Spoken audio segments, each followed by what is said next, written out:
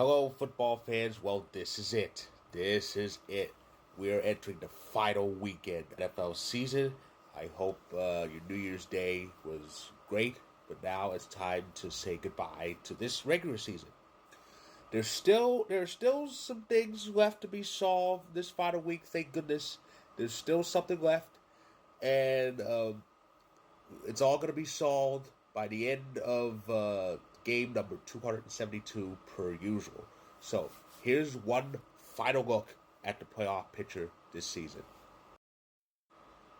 Of course, the AFC, Kansas City's number one. That's official. Buffalo's number two. That's official. Baltimore right now sits at number three at 11-5. Houston's locked in at number four. That's definitely official at 9-7. And in the wild card standings, the Pittsburgh Steelers and the LA Chargers are both 10-6, but Pittsburgh has a tiebreaker. The only spot left to decide is between the Broncos, the Dolphins, and the Bengals. The Broncos are 9-7. The Broncos are 9-7 and hold that seventh spot. But right behind them are the Dolphins and the Bengals, both at 8-8. Miami has a tiebreaker, better conference record, and leaving Cincy at the bottom of this, well, not exactly log jam because it's just two teams. Now that's the AFC. Here's a look at the NFC. In the NFC, pretty much almost is certain. The only thing we don't know is who's number one. Detroit currently has it via tiebreaker at 14-2. The Eagles are locked in at number two at 13-3. The LA Rams are in the playoffs as West Division champions. They're 10-6. Tampa currently is at the fourth spot, first place in the South at 9-7. As for the wild card standings, the three wild cards are clinched, but only two are going to be certain as wild cards. Minnesota, 14-2, that their fate can change after this week. They're currently 5 right now. The Commanders and Packers are both tied at 11-5, but the Commanders have a better conference record and it's going to stay that way. That's why they're number 6, and Green Bay's number 7. Green Bay needs to win and Washington lose to move up to number 6. And, of course, I had to crop this to include Seattle because Atlanta's technically 9th in the conference, but really they're 8th because they're the only ones left that have a chance. Seattle is eliminated, as you see that E right next to them. So, but Atlanta is alive, but only for the division. But we'll get to that. We'll get to talk about that later on. First, let's get to the scenarios facing that this final week is facing. The scenarios will be discussed by conference, but also partially in chronological order. And in the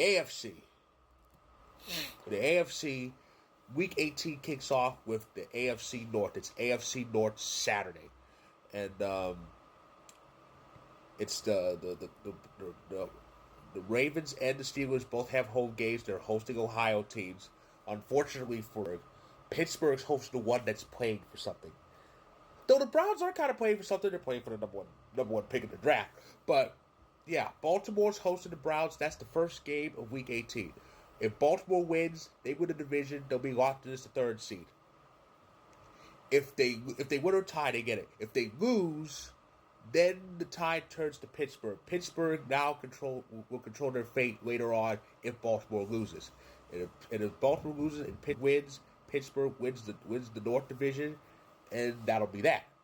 And but again, Pittsburgh just needs to hope that the Browns kind of do it again. I mean, they did beat Pittsburgh. They beat both teams, but they beat Baltimore this year, so they'll have to hope they can do it again.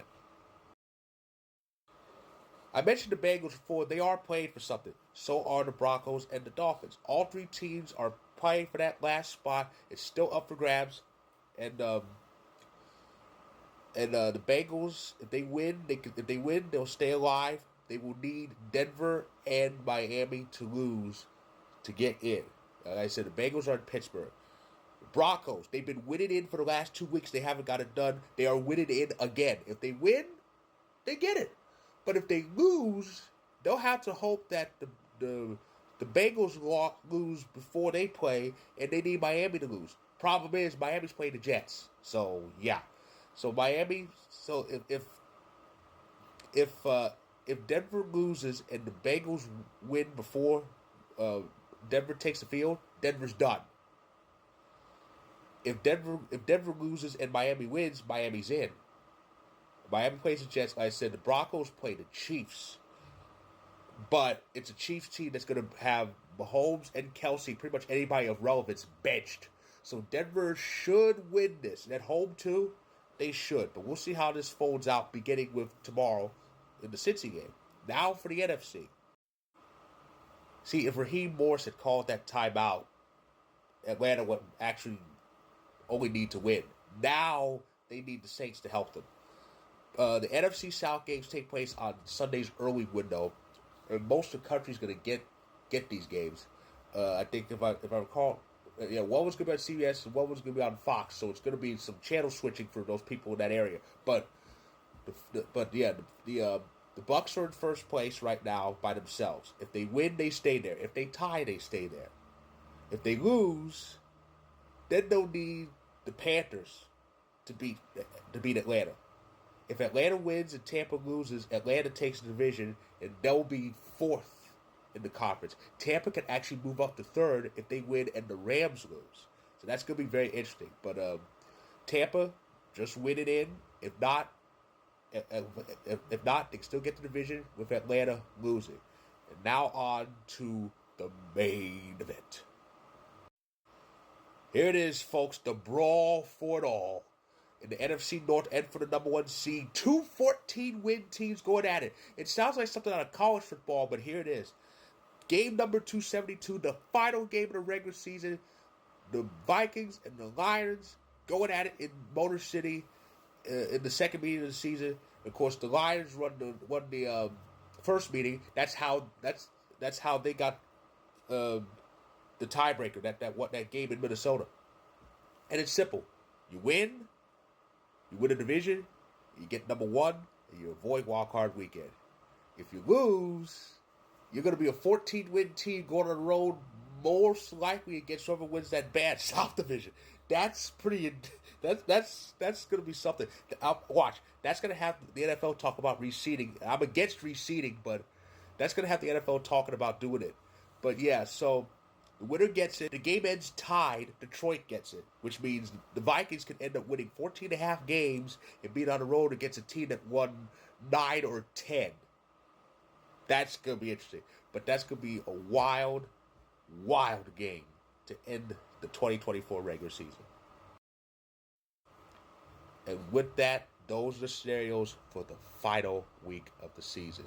16 games remain on the regular season schedule, and 7 of them have some playoff merit, but they're going to be good. So with that, I say, if you like this video, click the like button. If you're on YouTube, click subscribe. If you want more, if you're on TikTok, feel free to hit that follow button. My story about the scenarios, there's the link up above. Check it out when you can. And next time I talk football will be to recap the final week of the season and to get you ready for the playoffs. So stay tuned and enjoy the insanity that is Week 18.